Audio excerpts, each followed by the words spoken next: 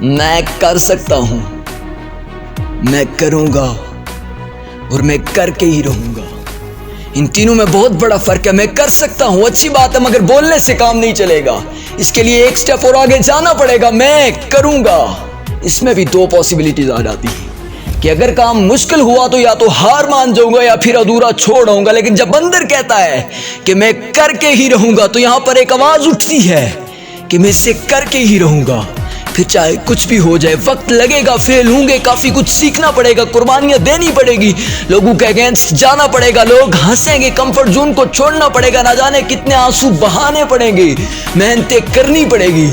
लेकिन बिलाहर में एक दिन अपनी मंजिल पर पहुंच जाऊंगा और सब कुछ कर जाऊंगा। और कहा जाता है ना कि जब एक इंसान कहता है ना कि मैं इसे करके रहूंगा, फिर मुश्किलें भी हार मान जाती हैं। जब एक इंसान हार मानने को तैयार नहीं होता।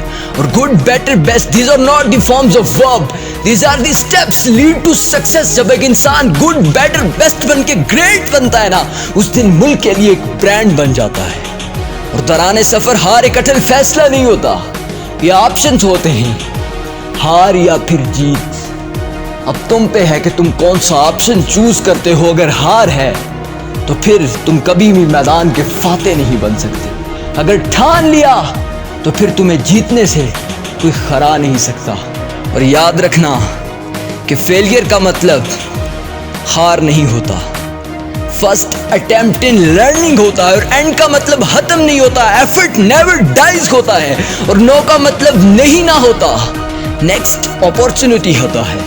क्योंकि याद रखना कि हीरो मनफी ख्यालात को मुस्बत करने की एक ताकत रखता है। वो पॉसिबल को आई एम पॉसिबल करता है। वो हार को उल्टा करके पढ़ता है और फिर उसका मतलब राह बना लेता है। क्योंकि अगर हार को उल्टा करके पढ़ा जाए तो उसके मीनिंग्स रास्ता बन जाते हैं।